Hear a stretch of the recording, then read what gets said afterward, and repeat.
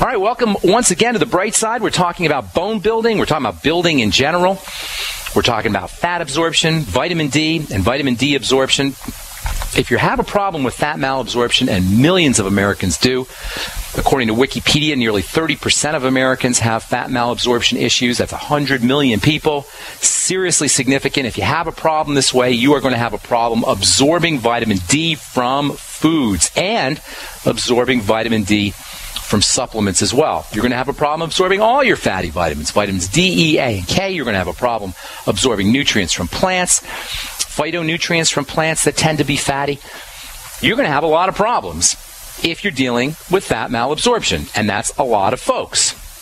The liver is a key player in fat absorption, maybe the key player in fat absorption, and tens of millions of Americans or more are addressing fatty liver disease too, which gets worse as we get older. Throw in gallbladder removal or gallbladder disease, throw in intestinal disease, Crohn's disease, celiac disease. A large amount of fat absorption occurs in the intestine. Throw in all of these factors and you are looking at serious problems with fat malabsorption. And the main point here, folks, is because digestion and absorption and processing of these fatty nutrients is so darn important. You just can't pop a vitamin A pill or a vitamin D pill or a vitamin E pill or a calcium supplement or a selenium supplement or essential fatty acids and expect to get the benefits. These things have to be absorbed into the body from the digestive tract, and if you're dealing with fat malabsorption problems, gallbladder problems, liver problems, intestinal problems, you could be making matters worse for yourself than if you didn't take the nutrients at all. This is why periodically you'll hear these studies that come out in the news about how calcium supplements may be problematic. It's not the calcium supplements, it's the malabsorption of the calcium supplements. These supplements that we're talking about, whether we're dealing with vitamin D or vitamin A or vitamin E or calcium or selenium, these are powerful chemicals, folks. And it's not just a question of taking them, it's a question of absorbing them. In the world of nutrition, we say it's not what you take, it's what you absorb. For women who are approaching menopause or perimenopause or have had a hysterectomy, malabsorption of fats is especially likely. And this is an important and underappreciated relationship between estrogen and female hormones and fat absorption. As estrogen levels drop, for example, one of the more likely and unfortunately poorly addressed health issues is a compromise in the ability to handle fats. And this is really a big problem because these fatty substances that postmenopausal or perimenopausal women are not going to be able to absorb or are going to have a compromised ability to absorb. These fatty substances have a special role to play in the chemistry of female hormones. So you get this vicious downward spiral where lower levels of female hormones result in poor absorption of phytonutrients and fatty nutrients, which results in more defects in female hormones, which results in more defects in absorbing fatty nutrients, and you get this downward vicious spiral that we see so often in the world of biology and the world of nutrition. And by the way, phytonutrients, phytoestrogens specifically, these plant compounds that can act like hormones, that can support the hormone system, those aren't going to be absorbed either. Phytoestrogens are associated with reductions in obesity. Phytoestrogens are associated with improvements in blood sugar. So if you're not absorbing your phytonutrients, your plant nutrients, you're going to be running higher risks for obesity, higher risk for diabetes, higher risk for skin problems because these phytonutrients and phytoestrogens are also protective against the sun. All of this is to say, folks, that utilization and absorption of fatty nutrients and fat absorption chemistry is super relevant, super important when it comes to understanding our health in general and bone building health specifically. So first of all, when it comes to addressing the fatty compartment of the body, fatty nutrients, fat absorption, we want to determine whether our health issue has a fatty component that needs to be addressed. In the case of osteoporosis, vitamin D, vitamin A, calcium, all of these function in the fatty compartment of the body. To get an understanding of the relatively complicated nature of fat utilization compared to watery substances, think about washing dishes. When you're cleaning your dishes, you got two kinds of grime, two kinds of food matter that you need to take care of. Think about silverware and plates with peanut butter and jelly on them. Peanut butter and jelly are a rough approximation of fatty substances and watery substances. Peanut butter being oil, we say lipophilic. Lipophilic means fat-loving. And jelly being watery, we say hydrophilic. Hydro means water, hydrophilic, water-loving. So peanut butter and jelly on your silverware are a rough approximation of fat material or fatty substances and watery substances in food. In your dishes, the jelly pretty much rinses right off. The peanut butter, that doesn't rinse right off. The peanut butter is actually repellent to water. Remember, oil and water don't mix. So how do you get the peanut butter off effectively? Well, you got to pre-mix it with some kind of substance that is attracted to its fatty nature, so it can pre-mix with the peanut butter, and at the same time, also combine with water from your tap. In other words, you have to mix the peanut butter with some kind of substance that has a fatty side to it and a watery side to it, that has a fatty nature to it and a watery nature to it. You know what we call that substance that we mix the peanut butter with that has a fatty substance and a fatty nature and a watery nature to it? We call it soap. We call it dishwashing soap. That's what dishwashing soap is. That's what any soap is. Any soap is a chemical or a molecule that has a fatty side to it and a watery side to it. The fatty side attaches to the grime or the peanut butter, and the watery side attaches to the water from the tap. And you pre-mix the grime with this soapy material that has a watery nature and a fatty nature, and what happens when it combines with the water?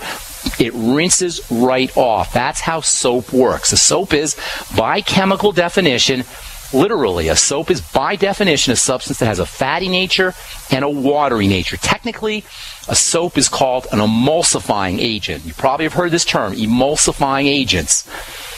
Emulsifying agents are nothing more than chemicals that have a fatty nature to them and a watery nature to them, and it allows them to combine with fats in foods, in the case of soap, or in dirt, in the case of soap, shower gels or shower soaps, and then a watery side that combines with water that's coming out of the tap. Technically, we call that an emulsifying agent because an emulsion is a combination of water and oil. Why does this have an important relevance when it comes to health? Hang tight. We'll talk about that when we come back from our break. Okay, we're talking about fat malabsorption, very underappreciated health issue. It doesn't matter what you're taking, it matters what you're absorbing. And because we've been emphasizing fatty nutrients so much here on this program, I thought it would be important, I thought it would be relevant to talk a little bit about how the body absorbs fats. Think peanut butter and jelly, jelly being watery, peanut butter being fatty. That's a rough approximation of the fatty components of food and the watery components of food. Jelly, no problem processing off your silverware, off your dishes. Peanut butter, a little bit different. In order to get that peanut butter off, you've got to pre-mix it with something that's got a fatty side that will stick to the peanut butter and a watery side that will attract water, and the combination of the water and this material that sticks to the peanut butter, and the peanut butter can rinse right off. We call that magical substance, if you will, that's got a watery side and a fatty side to it. We call it a soap. Or, more technically, we call it an emulsifying agent, because an emulsion is a combination of water and oil. So if you're going to be able to process, i.e. wash, your peanut butter off your silverware and plates, you're going to have to emulsify it. Are you guys seeing where I'm going with this? Our peanut butter represents our fatty nutrients, our vitamins, our vitamin D, E, A, K, our minerals, selenium, calcium, and essential fatty acids. And don't forget about vitamin D, which we're talking about today. Vitamin D is super, mega important, but you can't just take vitamin D if you're not absorbing it. Do you know one of the side effects of vitamin D deficiency is muscle pain and muscle weakness? How many of you guys out there are dealing with chronic muscle pain and muscle weakness, and you think it's fibromyalgia or chronic fatigue syndrome? You may even think it's a joint problem like arthritis, and it may just be muscle weakness or fatigue, or joint weakness and fatigue caused by vitamin D deficiency, secondary to problems absorbing fatty nutrients. So what exactly are biological or food emulsifying agents? What exactly is the body's soap, if you will? Well, you only have to listen to the bright side once or twice to know about what I consider to be one of the most important fluids in the body next to blood. And it's the body's soap, the body's emulsifying agent, the body's dishwashing soap, if you will. Of course, I'm talking about bile. B-I-L-E, bile, perhaps the most underappreciated of all the body substances, certainly one of the most underappreciated of all the body substances. The bile system is the body's detergent system, and folks, it is the key player in helping the body wash or helping the body release fatty nutrients from foods, as well as helping the body get those fatty nutrients into the liver, which is the primary organ of fat metabolism. In fact, while the stomach and the intestine, the pancreas, these are all very important structures when it comes to helping the body exploit, take advantage of fatty nutrients, none of these structures can hold a candle to bile and the liver, and for that matter, the gallbladder, when it comes to processing fatty nutrients. And keep in mind here, we're talking about bone health. We're talking about the health of the bone. If you listen to the zillions of healthcare shows out there, you listen to Dr. Oz type mainstream medicine, or even, unfortunately, many alternative healthcare practitioners and naturopaths talk about bone health, you're definitely going to be hearing about calcium. You may even be hearing about vitamin D. You may hear about magnesium, but rarely will you ever hear anyone telling you about the key role of your gallbladder. That's right, your gallbladder is critically important for making sure your bones are strong. The liver, same thing. Bile, same thing. All of these are very important for helping the body leverage bone-building nutrition. If you don't have a gallbladder, if you suspect fat malabsorption, if you got liver problems, fatty liver disease, if you've had a hysterectomy, if you're menopausal or perimenopausal, there's a really good chance that you're dealing with fat malabsorption. If you feel discomfort or pain after you've had fatty meals, if you have a history of gallstones, if you have any kind of intestinal disease, IBS, Crohn's disease, if you have hepatitis, pancreatic health issues, including diabetes, you would be well advised to support fat absorption from the digestive system, and there's a lot of ways to do it. You can blend your fatty foods, grind up your fatty foods in a Vitamix or in a food processor. That will help release some of the oil, some of the fatty substances. And keep in mind here, folks, vegetables count as fatty foods, at least for this discussion. Broccoli and cucumber count as fatty foods, even though they may not look that way. The phytonutrients, the plant nutrients, the phytoestrogens are located in the fatty compartment of the broccoli. And there is a fatty compartment in the broccoli and even in the celery and even in the lettuce, for that matter. So grinding these things up in a food processor can help release some of the fatty substances.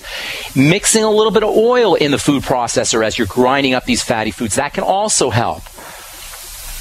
If you heat your veggies, roast them or steam them very, very slightly, not too much because you don't want to cause any damage to the nutrients, so very slightly heating your vegetables in coconut oil, in butter, or in a little bit of olive oil can also help release some of those nutrients. Mix up make sure you're taking your bile salts and your digestive enzymes with your fatty meals. Make sure your digestive enzymes contain something called lipase, L-I-P-A-S-E. If you use the ultimate enzymes, you'll get lipase and you'll get bile salts. Use lecithin after meals. Lecithin is a classic example of an emulsifying agent. This is one of the reasons why lecithin is such powerful medicine. Lecithin is like a soap.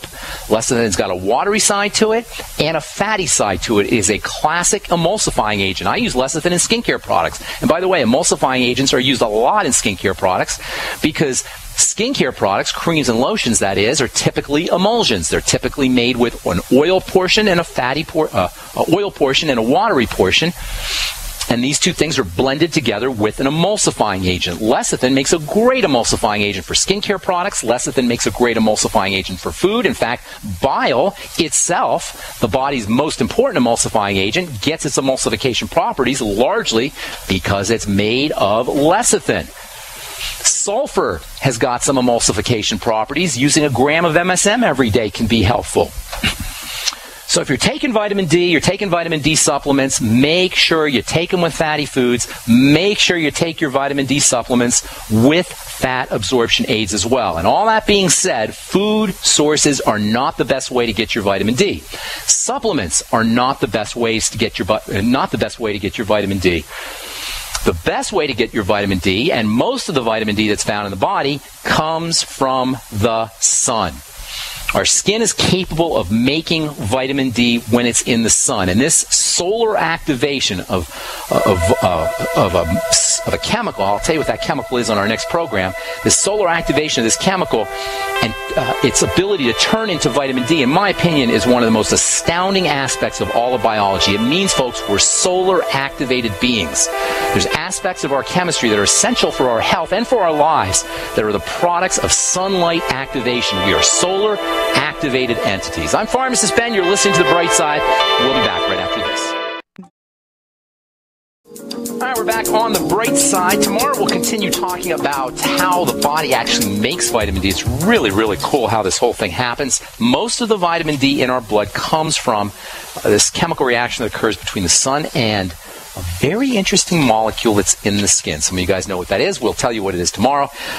As we continue talking about vitamin D and bone building. By the way, for ladies out there, if you're interested in getting some phytoestrogens, plant estrogens can help you skate through menopause a little bit more effectively, with a little bit more ease. Phytoestrogens, plant-based estrogens, can have important benefits for the digestive system. They can have important benefits for weight loss. They can have important benefits for blood sugar control.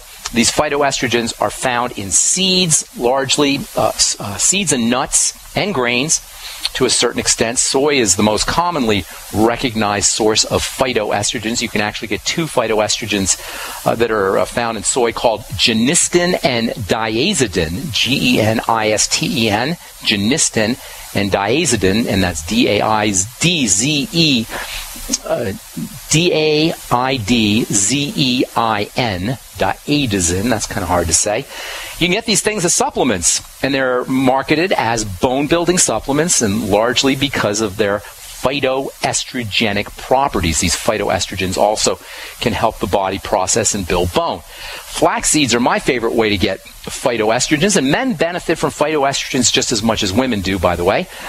Flax seeds are my favorite way to get phytoestrogens because if you grind up your flax seeds and put them in your smoothie, not only will you get the phytoestrogens, but you'll also get the fiber. And flaxseed fiber also is a good source of protein and fatty vitamins like vitamin E, especially like vitamin E. All right, let's see. Anything else I want to tell you about vitamin D? I think we'll hold off on that tomorrow. We'll talk about the sun and vitamin D and why you don't want to wear sunscreen. You know, sunscreens block out the sun, of course. They block out UVB, but they also block out the body's ability to make vitamin D. Most of the vitamin D that's in the blood comes from the sun, and it comes from the burning ray. The sun is made up of three rays. Sun energy is made up of three rays. We call them UVA rays or UVB rays or UVC rays. And these three different rays all have different frequencies or different what they call wavelengths, different speeds. You can think of them as being faster or slower. Your UVC ray is the fastest, your UVA ray is the slowest, and your UVB ray, the one right in the middle, that's the ray that causes burning, and that's the ray that makes the vitamin D. So if you're wearing a sunscreen or you're wearing a sunblock, you're not going to be getting that UVB, and you're not going to be making vitamin D. And by the way, the same thing is true about folks who have a lot of pigment, especially black folks who have lots of melanin. African Americans are well known for having lower levels of vitamin D and higher rates of vitamin D deficiency health issues, including hypertension and prostate disease and colon disease and breast disease. All of these are vitamin D deficiency related conditions, and because African Americans have so much melanin in their skin, they are at a high risk for vitamin D deficiency. So if you're African American, you may especially want to make sure that you're correcting any fat malabsorption issues and that you're supplementing with vitamin D and eating vitamin D containing foods. We'll talk about all this tomorrow as we continue talking about bone building nutrition, fat absorption, and vitamin D, the sunshine vitamin. Our number today, 855-660-4261. Got a line open for you. Love to hear from you. Let's take our first phone call of the day. Pat in Texas, welcome to The Bright Side. Hi, Ben. Yes, I had called a couple of days ago, and you told me to call back. My husband has nerve pain in his hands, and also need to let you know he has neurofibromatosis. I hate it when you say that. He doesn't have neurofibromatosis. He's just got inflammation in his body. These are just I'm teasing you a little bit here, Pat. The doctors love naming these stupid things, giving you these dumb Latin terms to try and tell you what's going on. So he doesn't have neurofibromatosis like you have a child, or you have a house, or you have a car. When you say you have something, that's like a possession of yours. He doesn't have a process. Neurofibromatosis simply means he's got fibers in his nerves. His nerve cells are probably pumping out fibers. His nerve cells are going nuts. That's what's happening. Neurons or nerve cells are going crazy. That's basically what it is. You understand what I'm saying? Why you don't want to say, I have this? Because it sounds like it's your possession. It sounds like you own it now. It's not your possession. This is just something that's happening in his body. He doesn't have, well, I'm not going to go there. Point is, when we have a dysfunction in the body, when we have a pathology in the body, when we're experiencing symptomology in the body, it is nothing more than cells going crazy. Period. The only question we got to ask is, why are cells going crazy? Nerve pain is a classic sign of inflammation, and not necessarily big inflammation, macro inflammation. I'm talking about microinflammation. I know I say this a lot, but for the new listeners out there, there's two kinds of inflammation that occur in the body. One is the kind of inflammation that you get when you break your leg or sprain your ankle or get punched in the eye or whatever, get hit with a baseball. That's macroinflammation. That's swelling, and you can obviously see that. But there's also the same kind of inflammation that occurs at the microscopic level of a cell. And when that occurs, cells begin to go crazy. They don't get the food they need. They can't eliminate the wastes that they're producing. They can't get oxygen. They suffocate. I call it suffocation, starvation, toxification. It's a result of inflammation. And what's worse is microinflammation, that is. And what's worse is it spirals. It's a vicious circle. So once you have that inflammation, you get more starvation, toxification, and suffocation, which leads to more inflammation, which leads to more suffocation, toxification, and starvation, etc. Does that make sense, Pat? You see where I'm going with this thing? Okay. Right. Okay. So what we want to do, if we want to break this spiral, break this circle, is we want to figure out what is getting into the body that's causing, or getting into the body that's causing these cells to become inflamed. And inflammation is like a beaver's dam. You know, you ever see a beaver's dam, how there's all kinds of sticks and muck, and it all kind of plugs up the water, and you get this kind of pool of water being surrounded by a barricade that we call a dam? You know what I'm saying? Does that make sense? Mm-hmm. Well, the same thing is happening at a microscopic level, except the beaver's dam that is the microinflammation in the body is not made up of logs and bricks. It's made up of fibers. This is where that word fiber comes from. And what did you call it? Neurofibra. Just tell me again. Neurofibromatosis, all right? It's just fibers in the nerves, basically, is what you're talking about. Right. And so these fibers in the nerves are causing a suffocation and starvation and a toxification of the nerve cells. And the nerve cells respond to that by becoming super sensitized, and that's the pain. Now, all that is just theory about what's happening in the body. What you want to do is say, how can we resolve this? The way you resolve any kind of inflammatory issue, and all disease has an inflammatory component, a microinflammatory component. The way you resolve this thing is you figure out what is getting into the body that's triggering this microinflammation. Now, microinflammation has a synonym, has another word that describes it, and that's called immunity. Microinflammation is the sign of an immune response. Are you with me so far? Because I'm trying to lead you here a little bit. Yes. Okay. So microinflammation is a sign of an immune response.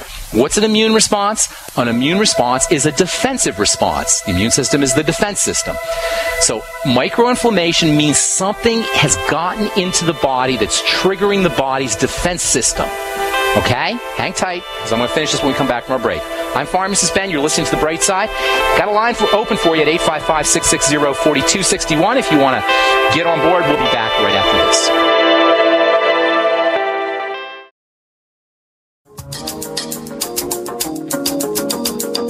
All right, Pat from Texas. Are you there, ma'am?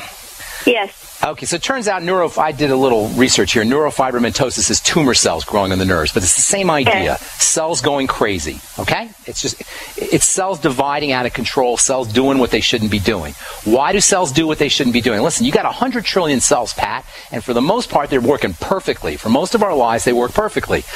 But when we get older, when our body starts to break down, they don't work so perfectly. And there's only one thing we need to ask when our cells aren't working perfectly, and all disease is cell disease. So it's basically anything going wrong with our body. There's only one thing we need to ask: what is getting into the body that is activating this immunity and inflammatory response that's causing the cell dysfunction? The immune system is the defense system. It's a sign of a defensive response. Now, I don't know your husband, right? Never talked to you before. How old is he, by the way? He's 43. Okay. He's very young to be having this, by the way. So I can tell you with great definity, I can tell you with 100% surety, this man has had long-standing digestive health issues. Okay? And I can tell you that because he's too young to be having this kind of breakdown. When you have this kind of breakdown at an early age, it means the body has been attacked for many years, probably decades, probably since he was a kid. Is this ringing a bell at all, ma'am? Oh, yeah. Well, he's had the neurofibromatosis all his life. It's just that the food allergies, him. The food allergies, the digestive breakdown, the cramping, the bloating. Has he had that all his life? Or do you know?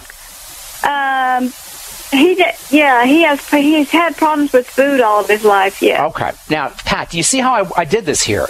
It's not like I'm psychic. I'm telling you this because this is how the body breaks down. And I'm making myself irrelevant because you don't even need me. You know, you don't need somebody to tell you these things. There's a connection between the foods we eat and how we process them, our digestive processing, and the manifestation of these diseases. This is what your doctor should be doing. This is what doctors should be doing. You should be connecting these things up. Folks, you cannot eat the foods we eat. You cannot suffer and deal with digestive issues and say, well, everybody has it, or I'm just going to deal with them, or they're not that big a deal, and not expect it to compound. Now, Pat, the good news is your husband's only 43. You can turn this thing right around quickly. You can turn around today. Number one, start to isolate the foods that are causing the digestive problems. That's the most important thing you could do. Dairy and grains are two great places to start. But it could be anything. So get a little notebook, jot them down every time he has cramps, bowel movement problems, whatever. Heartburn, nausea, whatever it is. Write it down in a book. What did I eat an hour, 2 hours, 3 or 4 or 5 hours before? Keep a running total. He's going to be shocked at what he finds out. Those are foods that he needs to eliminate. Next, he needs to start taking in support for the digestive system, probiotics. Nightly Essence is great. 80 billion units a day, multiple strains of bacteria. Then he wants to make sure that he's getting things that coat and soothe the digestive tract. Bone soup will coat and soothe the digestive tract. The Z-radical from Longevity will coat and soothe the digestive tract. Aloe coats and soothes the digestive tract. The glucosamine capsules can help. Noni juice can help. All of these have a coating and soothing property for the digestive tract and will help improve digestive symptomology. Now, here's the link to cancer and tumors and growth, cells that are dividing out of control. Cells divide out of control because of defects that are occurring on the outside part of the cell. It's called the cell membrane. The cell membrane is fatty, and it's very responsive to fatty nutrients, especially vitamins A and D. We'll be talking about this in the coming days, how the importance of vitamin D for cancer and for growth and what's called differentiation. We've talked about that in the past. So he's probably got some issues with fat malabsorption, or it could be both, fat malabsorption and a deficiency in the intake of fatty nutrients. So what he wants to do is he wants to start focusing on fat absorption and taking in fatty nutrients with the fat absorption. That means using lipase and the ultimate enzymes from Longevity, using lecithin. You could get that at a health food store. Use lecithin granules. Finish all his meals up with the ultimate enzymes and apple cider vinegar. It wouldn't hurt him to get a little choline, and it wouldn't hurt him to get some extra bile salts and some extra pancreatin, all with meals or after meals. And this can all help with fat absorption. And at the end of his meals, have him take 20,000 international units of vitamin A, 400 international units of vitamin E. Vitamin D probably best if he can get some sun. If he can't get some sun, then 5,000 IU of vitamin D3. The sun's the best way, however, and I'll tell you about that tomorrow, why that's so important. And then 5,000 micrograms of vitamin K2. Now, specifically for the nerves and for the inflammation, vitamin B, the B complex, which you'll get in the Beyond Tangy Tangerine, can be very helpful, and the electrolytes, potassium, calcium, magnesium, These are all very important for helping control how nerves fire, and that may have some benefits for the nerve pain. You'll get all of that in the Beyond Tangy Tangerine. I will guarantee you, Pat, I'd love it if you stay in touch with me. I will guarantee you that if he starts today, he can notice a difference within 24 hours, especially around the food. If you want some really quick results, Pat, have him fast for one day. Have him fast for 24 hours and watch what happens, okay? Will you stay in touch with me, Pat? I sure will. Okay, yeah, he's on the Healthy Start Pack. I just wondered what else we needed to do. Fats, fat absorption, correct digestive issues. Okay, great. And those fatty nutrients, the D, E, A, and K that we talked about. And don't forget the essential fatty acids either. You may want to double or triple the ZFAs. But, if he's not absorbing, which sounds like he may have an absorption problem, he may not be getting the benefit of the EFAs. So make sure he takes his EFAs with all of those fat absorption aids that I just talked about, the digestive enzymes, the apple cider vinegar, the pancreatin, etc. Okay? Okay, thank you so much. Okay, God bless, Pat. Good luck. All right. Let's see if we can squeeze one more in here. Nancy, what's going on? Nancy in Texas. Welcome to the bright side. Hi. We talked on Monday, and but today you said something about muscle weakness, and I heard you say fibromyalgia, and I was diagnosed with that. Yeah, sure. Fibromyalgia is a general kind of term for pain, basically. Fibromyalgia. Pain in the muscles, and there's a million things that could cause it. It's just generalized. It's a generalized symptom. The most likely suspect, and I hate to be beating a dead horse here, is toxins that are getting into the body through the digestive system or imbalances in the bacteria in your digestive tract. And once again, Nance, like I was talking with our last callers, history of digestive issues? Right. Yes or no? I'm taking notes, yes. Okay. So I'm saying. So my mind doesn't work real fast, though. I know my mouth sometimes goes a little bit too fast. I try to slow down a little bit, but there's just so much to talk about here. Anyway, fibromyalgia is just generalized pain, and no doctor with half a brain should ever say to anybody, "You have fibromyalgia," and bill them for it, because it's like saying you have pain in your muscles. Now, give me $100 for telling you that. You don't need anybody to tell you that. You don't need anybody to tell you. You know that. Yeah. So number one, probiotics and anything you could do to support the digestive system. This is for all fibromyalgia. Probiotics, good bacteria, the nightly essence from Longevity is my favorite. 80 billion units a day, multiple strains of bacteria. If you're not going to use the nightly essence, get one that has multiple strains of bacteria. That is 10 or 12 different types of bacteria. Okay. Digestive enzymes after all meals. Magnesium tends to be very helpful for folks who have muscle weakness, fibromyalgia problems. There's a couple of reasons for that. What was that? Magnesium. Magnesium, you can get on the Osteomag from Longevity, or you can get on... the Osteomag's a great product. There's also they call it the OsteoFX. I think they changed the name of it. That's got a little magnesium in there as well. There's a special kind of magnesium that seems to work nicely for fibromyalgia called magnesium malate, and that's spelled M-A-L-E-A-T, I believe, malate, I think it is. And that's got something in it called malic acid along with the magnesium. Malic acid is very, very interesting. Malic acid, citric acid, tartaric acid, these are all lactic acid. These are all considered alpha hydroxy acids, and they have ability to help detoxify the body. There's some real interesting literature associated with lactates and citrates and these kinds of compounds for helping detoxify poisons that can build up in the muscles. So you may want to consider magnesium malate. That's more of a treatment, which I don't really recommend, especially if you've got underlying difficulties. The reason I brought it up earlier, and this is what you heard, is I was talking about vitamin D and how vitamin D deficiency can cause these generalized pain symptoms, bone pain, joint pain, muscle pain. Vitamin D deficiency can occur when you're dealing with digestive health issues. So this is where it all ties together. You can take vitamin D, or you can get vitamin D from the sun, but you really want to make sure that you're correcting digestive issues, especially in the gut with bacteria. Bacteria, when they're out of balance, can start to produce toxins that can accumulate in the muscles. All right, that's all the time we have for today. I'm so sorry, folks, if we left you on hold. We'll be back tomorrow, and we'll talk about how you get vitamin D from the sun, what it exactly occurs, and why you want to make sure that you're getting your vitamin D from the sun as opposed to getting your vitamin D from food or from supplements. We'll do that tomorrow as we continue talking about bone building, health, and nutrition on the bright side. I'm Pharmacist Ben. Take care, everybody. Have an awesome, wonderful, beautiful day. We'll talk to y'all later. Bye for now.